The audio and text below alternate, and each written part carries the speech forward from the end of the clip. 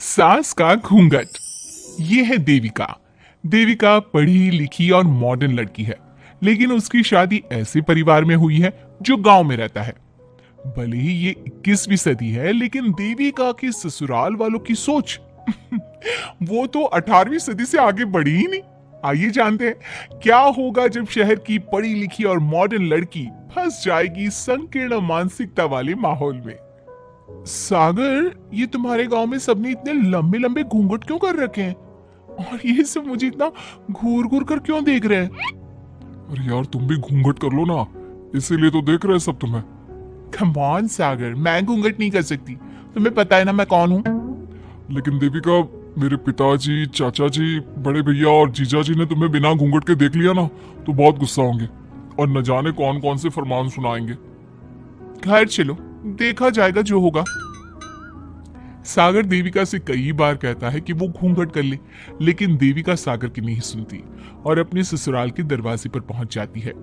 जब देविका वहां पहुंचती है तो देखती है कि उसकी सास बिमला, चाची सास कम्मो और जेठानी सुजाता ने लंबा सा घूंघट कर रखा था, पर उनकी ननद वीना ने घूंघट नहीं किया हुआ था।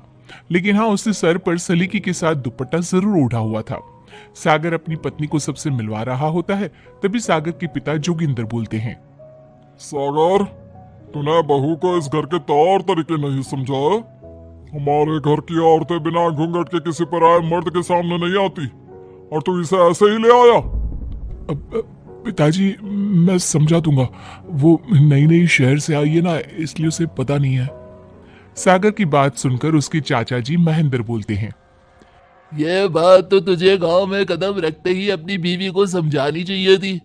हमारा गांव में बहुत नाम है।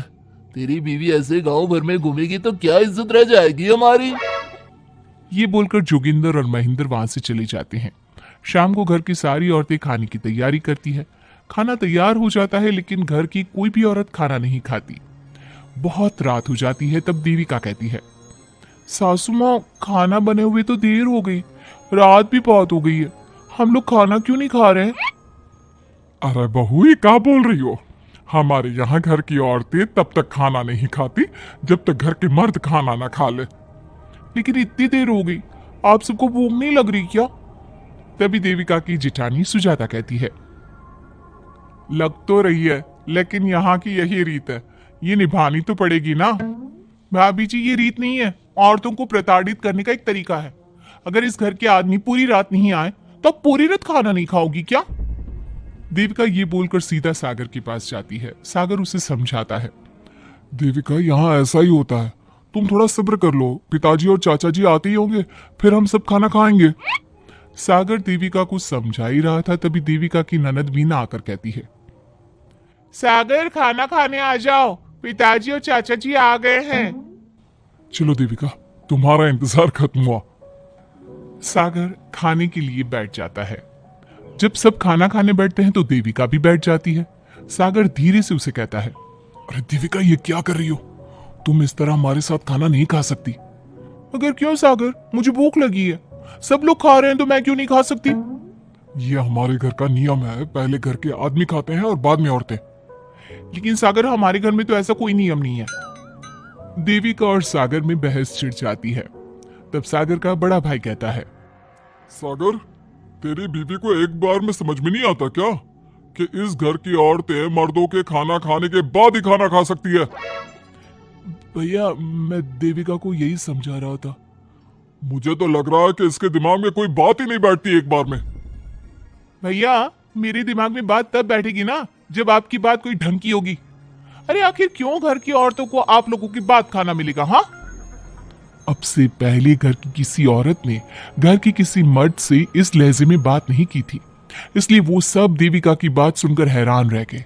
तभी सागर की जीजा और वीना के पति कल्याण जी कहते हैं, ये क्या है सागर?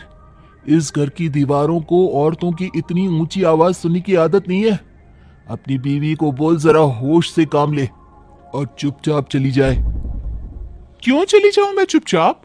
इस घर की औरतें आपकी हर बात बर्दाश्त कर लेंगी, लेकिन मैं शहर की पढ़ी लिखी लड़की हूं। आपके कोई भी फालतू के रीति रिवाज मैं नहीं बर्दाश्त करने वाली। इस तरह देविका ने सारे घर की औरतों के लिए मिसाल पैदा कर दी। जोगिंदर के घर में पहली बार किसी महिला ने विरोध का स्वर उठाया है। ये बात घर के किसी मर्द को बर्दाश्त नहीं हो रही है। तभी जोगिंदर कहता है, महेंद्र, मोहन, इस बेशर्म लड़की को कमरे में बंद कर दो और आज इसे कोई खाना नहीं देगा। अगर किसी ने इसे खाना दिया तो मैं उसे जिंदा नहीं छोड़ूंगा। महेंद्र और मोहन उसे कमरे में बंद कर देते हैं और उसे खाना भी नहीं देते। रात के 3 बज जाते हैं। भूख की वजह से देविका को नींद भी नहीं आती। तभी उसे कुछ महसूस होता है। ऐसा लग रहा है कोई दरवाजा खोल रहा है, लेकिन इतनी रात को कौन हो सकता है? कहीं सागर तो नहीं? देविका उम्मीद भरी नजरों से दरवाजे की तरफ देखती है, लेकिन दरवाजा खोलने वाला सागर नहीं बल्कि विमला और कम्मो है। माँ जी, चाची जी, आप दोनों। बहू, ये ले, हम तेरे लिए खाना लाए हैं, खा ले। और ये बात ना तो किसी को बताना मत कि हमने तुझे खाना दिया है, नहीं तो हमारे मर्द मार मार कर हमारा बुरा हाल कर देंगे। माँ जी, आप यहाँ इतना घुट घुट कर क्यों रहती हो? देविका, अब तू भी इस घर की बहू है। तू भी हमारी तरह रहना सीख ले। इस घर के कायदे कानून अपना ले। इस घर के मर्द तो कभी बदलने वाले हैं नहीं बहू, तो तू ही बदल ले अपने आप को। माँ जी, बदलाव अच्छे के लिए हो तो हमें बदलना चाहिए। बेकार और बेतुकी बातों का तो विरोध करना चाहिए। दोनों ने देविका को समझाने की कोशिश की, लेकिन देविका ने उल्टा उन्हें ही समझा दिया। इसी तरह एक दिन देविका किसी बात पर जोर जोर से हंस रही थी। तभी देविका की सास विमला ने उसे टोकते हुए कहा, अरे बहू, तू इतनी जोर जोर से क्यों हंस रही है? हमारे घर की औरत इतनी जोर जोर से नहीं हंसती। विमला अपनी बहू को समझा रही थी कि तभी महेंद्र बोलता है, अरे कम्मो, कौन है ये औरत जो बेशर्मों की तरह जोर जोर से हंस रही है? तभी कम्मो और देविका बाहर आ जाती हैं। जी जी जी, वो मैं हंस रही थी चाचा जी। अब आप लोग हंसने पर भी पाबंदी लगाओगे क्या? तुम जैसी बदतमीज लड़कियों से मैं बात नहीं करना चाहता, लेकिन कान खोलकर सुन लो, इस घर की औरतें इतना जोर जोर से नहीं हंसती। और हाँ, तुम्हें पहले ही बता चुके हैं कि इस घर की दीवारों को औरतों की तेज आवाज सुनने की आदत नहीं है। इस घर की दीवारों को आदमियों की ऊंची आवाज सुनने की आदत है, लेकिन औरतों की नहीं। चाचा जी, आपके घर की दीवारें तो बहुत दोगली है। हर पाबंदी औरतों के लिए क्यों चाचा जी? औरतें ये नहीं कर सकती, औरतें वो नहीं कर सकती। औरतें सांस ले सकती है या उस पर भी पाबंदी है? चुप हो जाना बहू, मत बोल और घूंघट कर ले। ये तेरे चाचा ससुर है, थोड़ा तो लिहाज कर। कम्मो के समझाने पर भी देविका चुप नहीं होती।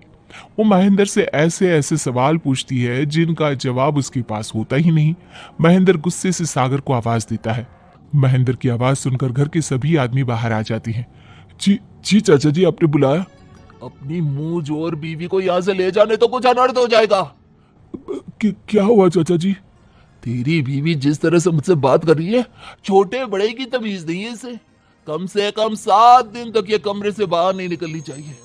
अगर इसे मैंने कमरे से बाहर देख लिया तो किसी की खैर नहीं, समझे? पर मैंने कुछ गलत नहीं बोला। सागर, जो सच है मैंने वही कहा है। देविका, चलो मेरे साथ। लेकिन सागर, मेरी बात तो सुनो। सागर देविका को वहां से ले जाता है। इसी तरह से कई दिन बीत गए। अब देविका अपने ससुराल में हर गलत बात का विरोध करने लगी, लेकिन जितना ज्यादा वो विरोध करती, उसके ससुराल वाले उस पर उतना ही ज्यादा अत्याचार करते। अब देखना यह है कि देविका अपने ससुराल वालों के अत्याचार को यूं ही सहती रहेगी। क्या उसके ससुराल में घूंघट में औरतों का दम इसी तरह घुटता रहेगा? अगर आप इन सवालों के जवाब जानना चाहते हैं ना, तो हमें कमेंट करके जरूर बताइएगा और हमारी स्टोरी को लाइक, शेयर